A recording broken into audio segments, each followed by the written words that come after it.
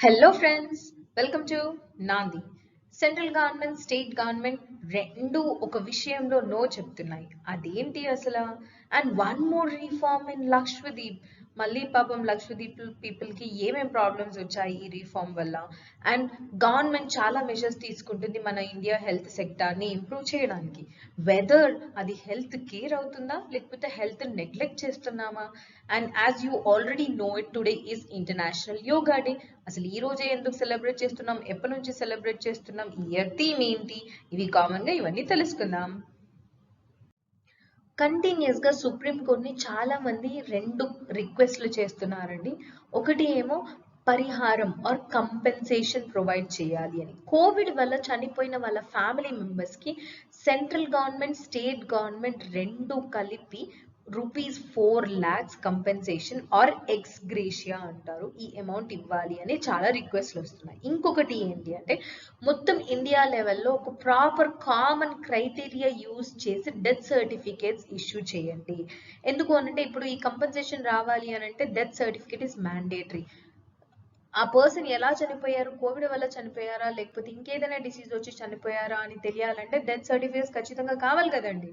కాకపోతే కోవిడ్ వల్ల చనిపోయిన వాళ్ళ అందరికీ పోస్ట్ మార్టం చేయట్లేదు. పోస్ట్ మార్టం చేయకపోతే ఎలా తెలుస్తుంది వీళ్ళు కోవిడ్ వల్లనే చనిపోయారా లేదా అని చెప్పి. సో ఒక కామన్ క్రైటీరియా డెవలప్ చేయండి డెత్ సర్టిఫికేట్ ఇష్యూ చేయడానికి అని ఈ రెండు కంటిన్యూస్ గా సుప్రీం కోర్టుని రిక్వెస్ట్ చేస్తున్నారు కామన్ పీపుల్.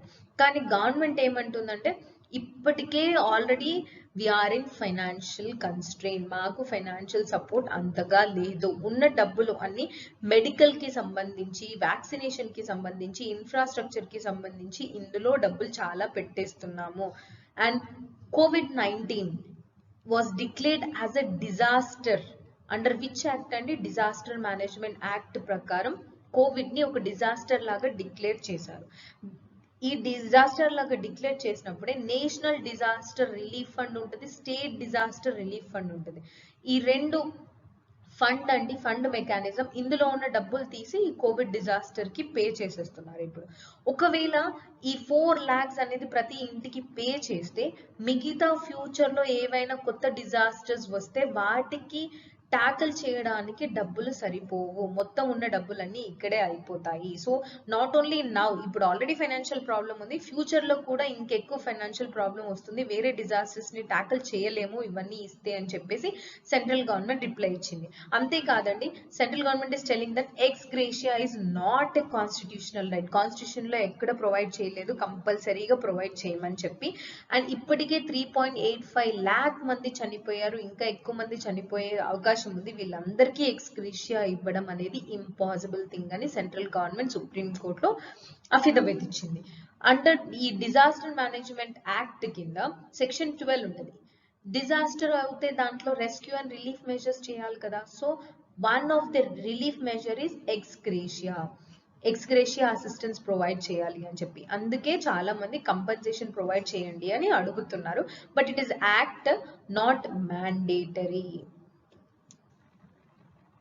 గవర్నమెంట్ తీసుకునే మెషర్స్ హెల్త్ కేర్ ని బిల్డప్ చేస్తుందా లేకపోతే హెల్త్ కేర్ ని నెగ్లెక్ట్ చేస్తుందా అనేది తెలుసుకుందాం. నీతి ఆయోగ్ ఒక 2 years ముందే గవర్నమెంట్ కి వార్నింగ్ ఇచ్చింది. బడ్జెట్ ఫర్ హెల్త్ సెక్టార్, మన జీడిపిలో కొంత పర్సెంటేజ్ మనం హెల్త్ సెక్టార్ కి ప్రొవైడ్ చేస్తాం. ఈ పర్సెంటేజ్ అనేది ఇంక్రీజ్ చేయకపోతే హెల్త్ సెక్టర్ క్వాలిటీగా ఇండియాలో ఇంప్రూవ్ అయ్యే అవకాశం లేదు అని చెప్పేసింది. అయినా కూడా గవర్నమెంట్ అంత పెద్దగా పట్టించుకోలేదు అనుకుంటా. ఈవెన్ స్టిల్ చాలా వరకు విలేజెస్ లో హాస్పిటల్స్ తక్కువ ఉండడమే ప్రాబ్లం కాదండి, ప్రాపర్ ఇన్ఫ్రాస్ట్రక్చర్ కూడా లేదు ఉన్న హాస్పిటల్స్ లో. మెడికల్ స్టాఫ్ సరిగా లేదు, మెడిసిన్ సరిగా ప్రొవైడ్ చేయట్లేదు, and proper way of communication, roads and railways కూడా రిమోట్ ఏరియాస్ లో, మౌంటైన్ ఏరియాస్ లో ఇలా ఉన్న విలేజెస్ ఇంకా చాలా స్ట్రగుల్ అవుతున్నాయి to have accessibility to the health care అండి. ఒక్కోసారి వేరే దేశాలు ఎలా వర్క్ చేస్తున్నాయో తెలుసుకుందాం. సింగపూర్ తీసుకుంటే past experiences like sirs virus, H5N1 virus, typhoid bacteria, ఇలా చాలా పాస్ట్ ఎక్స్పీరియన్స్ తో నాలెడ్జ్ గెయిన్ చేసి ఇట్ బిల్ట్ వరల్డ్ లోనే the best quality health care system ఇప్పుడు బిల్డ్ చేసింది సింగపూర్. అంతేకాదండి, యూనివర్సల్ యాక్సెస్ ఇస్ ప్రొవైడెడ్.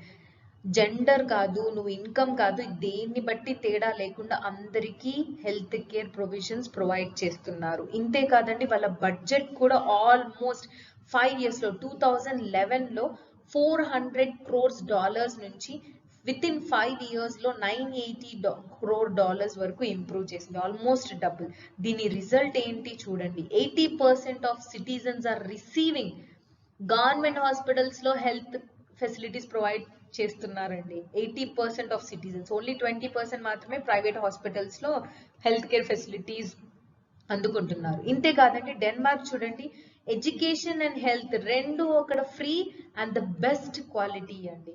ఇంతే కాదండి, హెల్త్ కి సంబంధించిన ఖర్చులు మోస్ట్లీ వాళ్ళు జనరల్ ట్యాక్స్ కలెక్ట్ చేస్తారు. మున్సిపల్ గవర్నమెంట్స్ ఉంటాయి కదండి, ఆ మున్సిపల్స్ దిల్ కలెక్ట్ ట్యాక్స్. ఆ ట్యాక్స్ లో ఎక్కువ శాతం హెల్త్ సెక్టర్ కే పోతుంది. ఉన్న పర్సెంటేజ్ లో కూడా మోర్ దెన్ 40% మౌలిక వసతులు లైక్ ఇన్ఫ్రాస్ట్రక్చర్ ప్రొవైడ్ చేయడానికే యూస్ చేస్తారు. అంతేకాదండి, ప్రతి 290 మెంబర్స్ కి ఒక డాక్టర్ ఫెసిలిటీ ప్రొవైడ్ చేస్తున్నారు డెన్మార్క్ లో. ఇండియాలో ఎంతో చూద్దామండి.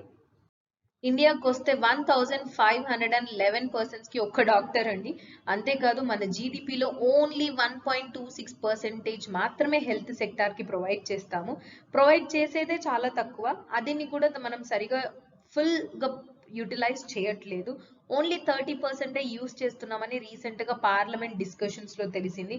70% ఐదర్ వేస్ట్ చేస్తున్నాం లేకపోతే యూటిలైజ్ చేయట్లేదంట. వేరే కంట్రీస్ చూడండి, స్వీడన్ ఆల్మోస్ట్ 11% హెల్త్ సెక్టార్ కి ప్రొవైడ్ చేస్తుంది జీడిపి మొత్తం దాంట్లో. అంతేకాదు, vaccination almost more than 40% people కి ఆల్రెడీ వ్యాక్సినేషన్ ప్రొవైడ్ చేసేసింది. అండ్ 2011లోనే వాళ్ళ లా చేసిన ప్రకారం వాళ్ళు క్వాలిటేటివ్ హెల్త్ కేర్ ప్రొవైడ్ చేస్తున్నారు స్వీడన్ లో.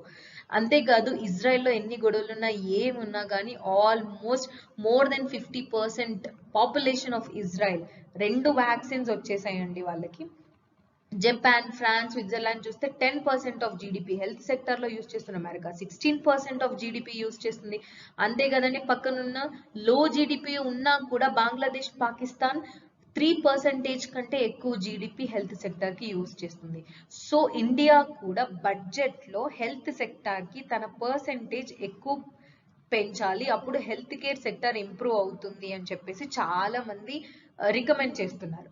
బట్ డూ ఓన్లీ బడ్జెట్ ఒకటి ఇంక్రీజ్ చేస్తే మిగతా ప్రాబ్లమ్స్ అన్ని సాల్వ్ అవుతాయంటే definitely it's a big no అండి. So apart from that what you have to do, mostly మన ప్రాబ్లమ్స్ ఏంటో తెలుసుకోవాలి. We're neglecting the rural population. ఇప్పుడు చూడండి, almost 75% of the population rural areas లోనే ఉంటారు.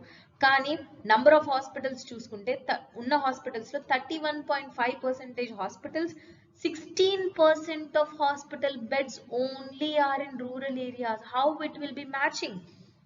మీ రిమైనింగ్ 25% అర్బన్ పాపులేషన్ లో ఉంటే వాళ్ళకి 70% హాస్పిటల్స్ ఉన్నాయి, వాళ్ళకి ఆల్మోస్ట్ 84% హాస్పిటల్ బెడ్స్ ఉన్నాయి. So it is completely imbalanced health care facility అండి. అంతేకాదండి, డాక్టర్స్ ఎంతో మంది ప్రతి ఇయర్ డాక్టర్స్ గా మారుతున్నారు, but they are unwilling to serve in rural areas because of low opportunities, low income, proper communication facilities లేవు. And మనమైనా కూడా ఎక్కడ చదువుకుంటామో ఏదైనా పెద్ద సిటీలో వెళ్ళి జాబ్ చేయాలి అన్న ఆలోచన ఉంటుంది, కానీ సర్వీస్ మోటివ్ మిస్ అయిపోతున్నాము చాలా వరకు డాక్టర్స్ లో.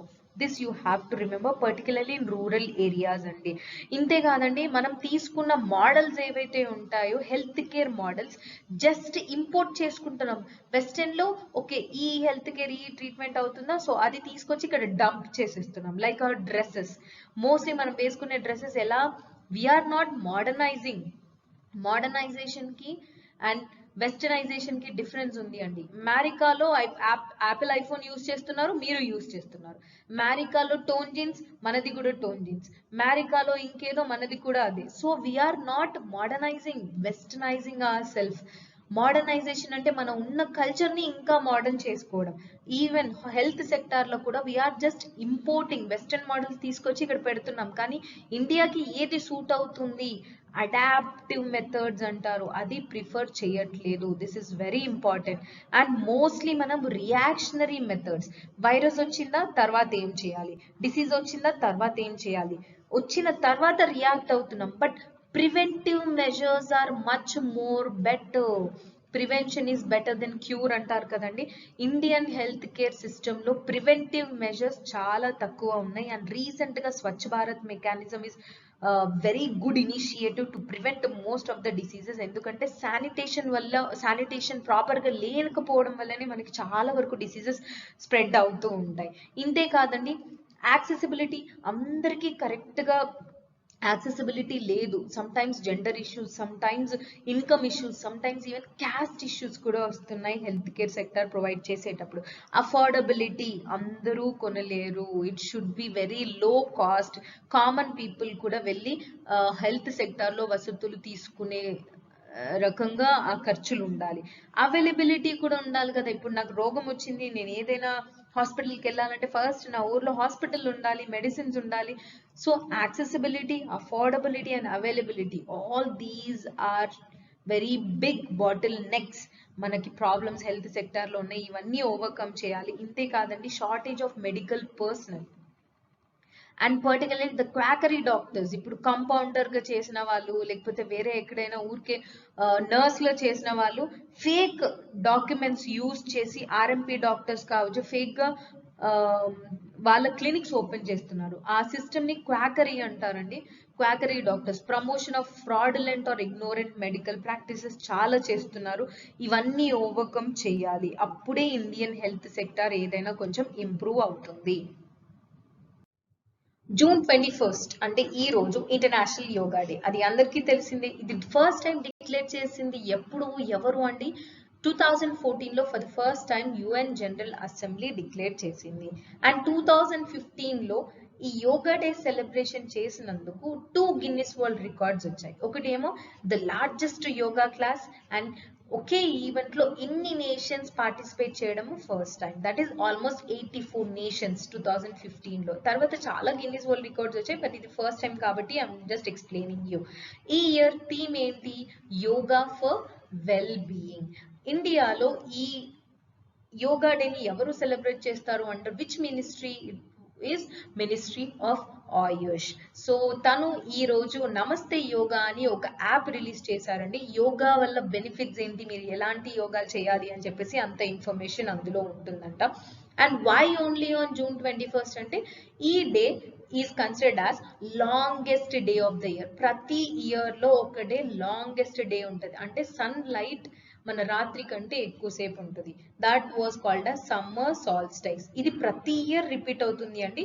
ప్రతి year between June 20 and June 22 మధ్యలో వస్తుంది. That is June 21. సో సాల్స్టైస్ అంటే మీనింగ్ ఏంటి అంటే, సాల్ అంటే సన్, సిస్ట్రే అంటే స్టైస్ అంటే stationary or stand still. Sun అనేది స్టేషన్ గా ఉంటుంది, దానివల్ల నార్థన్ హెమిస్ఫియర్ లో ఒక డే లాంగ్ డేగా ఉంటుంది. ఇప్పుడు ఫెనామినన్ చూడండి, ఎర్త్ కొంచెం ఇలా టిల్ట్ అయి ఉంటుంది, అదైతే తెలుసు కదండి, యాక్సిస్ ఇది ఈక్వేటర్. సో ఇప్పుడు జూన్ 20 or 21కి ఇక్కడ నుంచి ఇక్కడికి ఇది ట్రాన్స్ఫర్ అయ్యేటప్పుడు, రెవల్యూట్ అయ్యేటప్పుడు ఇది సన్ అండి. Yes, so sun rays will directly fall here on the northern hemisphere. మీరు చూస్తే నార్థన్ హెమిస్ఫియర్ కి ఎక్కువ సన్ వస్తుంది. Yes, so this is called as summer solstice. ఇందులో first day is June 20 or June 21. అదే longest day of year in the northern hemisphere. Actually ఈ సాల్స్టైస్ అనేది 2 సార్లు వస్తుందండి. ఒకసారి ఏమో నార్థన్ హెమిస్ఫియర్ లో, ఇంకొకసారి సదర్న్ హెమిస్ఫియర్ లో. జూన్ 21 లో నార్థన్ హెమిస్ఫియర్ లో వస్తుంది, అండ్ డిసెంబర్ 21 లో సదర్న్ హెమిస్ఫియర్ లో వస్తుంది. ఇక్కడ సదర్న్ హెమిస్ఫియర్, ఇక్కడ సదర్న్ రీజియన్ లో ఎక్కువ సన్లైట్ వస్తుంది. So this is a phenomenon why we celebrate the yoga day. Already మనం లక్షద్వీప్ ఇష్యూ పైన ఒక పెద్ద వీడియోనే చేసామండి. Please do watch. నేను డిస్క్రిప్షన్ బాక్స్లో పెడతాను. అది ఇంగ్లీష్లో ఉంటుంది, బట్ మీరు స్లైడ్స్ చూస్తే ఈజీగా అర్థమయ్యేటట్టు ఇష్యూ ఏంటి, ఎందుకు గొడవ అని చెప్పేసి నేను అన్నీ రాశాను. So he is the governor of the Lakshadweep island. Lakshadweep అనేది యూనియన్ టెరిటరీ, అది ఆల్రెడీ తెలుసు. తను తీసుకునే మెజర్స్ అన్ని అక్కడ లక్షద్వీప్ పీపుల్కి కొంచెం ప్రాబ్లం క్రియేట్ అవుతుంది. సో ఇప్పుడు ఇంకొక మెజర్ తీసుకుంటున్నారు. జనరల్ గా లక్షద్వీప్ కి హైకోర్టు ఉండదు కదండి, అది కేరళ హైకోర్టు కింద వస్తుంది. ఎస్, సో ఇప్పుడు తను పెట్టిన న్యూ ప్రపోజల్ ఏంటి అంటే షిఫ్ట్ ఆఫ్ హైకోర్ట్ జ్యూరిస్డిక్షన్. ఈ హైకోర్ట్ జ్యూరిస్డిక్షన్ ఆఫ్ లక్షద్వీప్ ని కేరళ నుంచి కర్ణాటకకి ట్రాన్స్ఫర్ చేద్దాము అని ఒక ప్రపోజల్ పెట్టారు. కాకపోతే లక్షద్వీప్లో ఉన్న చాలా మంది మలయాళం మాట్లాడతారు. So how they can understand again Kannada అన్నావు. అండ్ ఒకవేళ ఈ మెజర్ ఇంప్రూవ్ చేయాలన్నా కూడా పార్లమెంట్ అప్రూవల్ కావాలి. సో అక్కడున్న పొలిటికల్ పార్టీస్ వాళ్ళందరూ మేము పార్లమెంట్లో డిసప్రూవ్ చేస్తాము, సో ఈ ప్రొవిజన్ ఇంప్లిమెంటేషన్ లోకి రాదు అని చెప్పి అంటున్నారు. బట్ డిఫరెంట్ తను తీసుకున్న మెజర్స్ ఏవైనా కావచ్చు, రిలాక్స్మెంట్ ఇన్ కోవిడ్ కేసెస్ కావచ్చు, దానివల్ల లక్షద్వీప్ ఒకప్పుడు గ్రీన్ జోన్ ఏరియాగా ఉండేది, తర్వాత దాంట్లో చాలా వరకు కేసెస్ ఇంక్రీజ్ అయ్యాయి. ఇదంతా నేను వీడియోలో ఎక్స్ప్లెయిన్ చేశాను ఆల్రెడీ, అందుకే మళ్ళీ ఎక్స్ప్లెయిన్ చేయట్లేదు. లింక్ లో డిస్క్రిప్షన్ బాక్స్ లో లక్షద్వీప్ ఇష్యూ అని పెడుతున్నాను. So please go and watch about that issues. అవన్నీ ఇష్యూస్ తో ఈ యొక్క ఇష్యూ కూడా యాడ్ చేసుకుంటే you will come to know what was the actual problem in Lakshadweep.